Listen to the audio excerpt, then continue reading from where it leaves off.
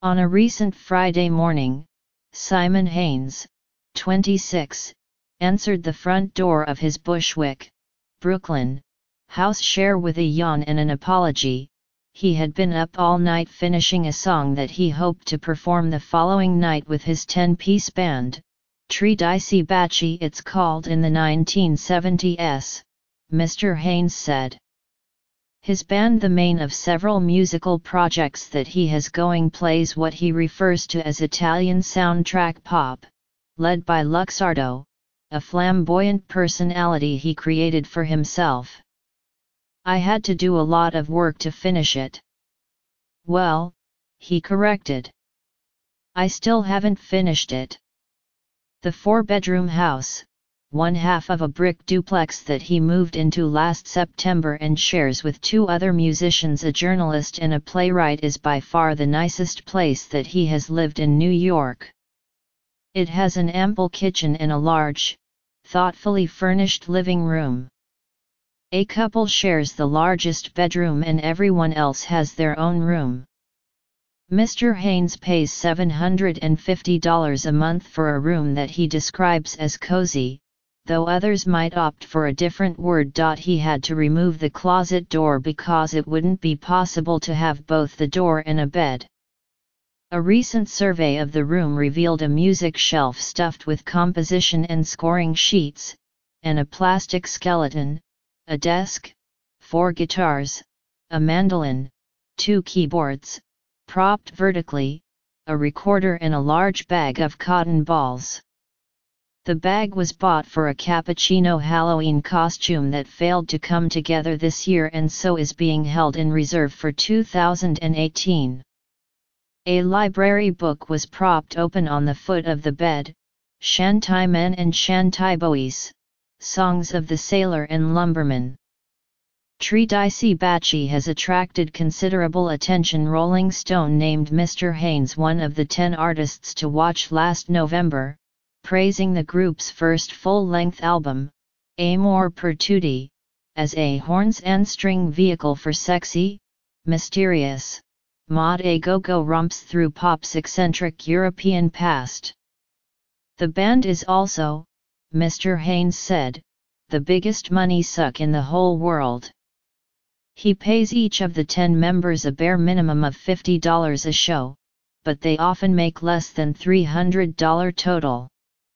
And, he said, as a band leader, I would be nothing without these musicians, so at rehearsals, there's beer, there's food, and I try to rent a bigger rehearsal space so people aren't cramped.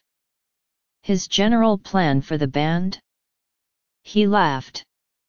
Will become extremely lucrative and people will be paying us thousands of dollars to perform, he said, adding that financials aside, the part of this that is really enjoyable is being with all the musicians and working on it, having fun, all the community elements.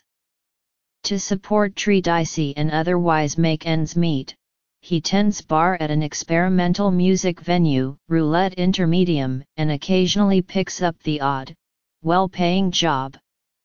For example, when he last visited his parents in the San Francisco Bay Area, he went to a studio in Napa and helped write and record music for a documentary. And I'm also starting to sell shirts, he added. I have a bunch of wiggly shirts. That he makes?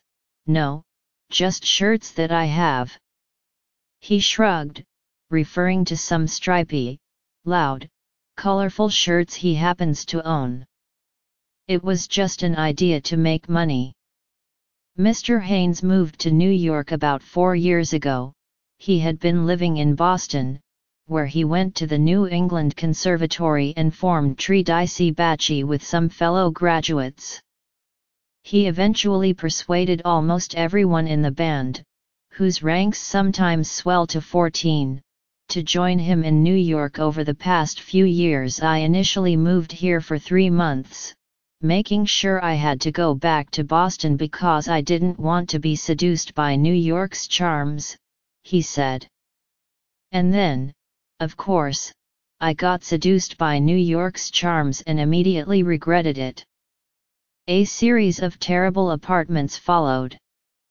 There was a weird, scary basement in Bushwick, then a weirder, scarier basement in Bushwick where he could hear animals scrabbling around in the walls. After that, he ended up in a glorified Bushwick flophouse, which had a secret entrance in the back of a bookstore.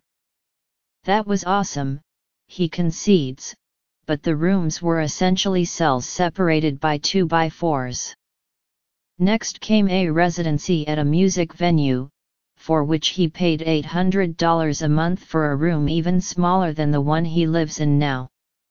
It also lacked heat or hot water, so he had to shower at a friend's place. He decamped to a $540 room in another building, with hot water, but the floors were warped into hills, and a hole in the back of the house meant that he shared the space not only with roommates, but also with raccoons. All that made moving into here all the more amazing, said Mr. Haynes, sitting in his duplex's large, eat-in kitchen. Clean pans sat on the stove and the sink was empty, with a pair of dishwashing gloves draped over the faucet. One roommate came in to make tea and toast. Another sat at a desk in the front window, working quietly at a laptop. And, after a cup of coffee, Mr. Haynes was headed back upstairs to his bedroom. Not to sleep, he clarified, but to finish up his latest composition.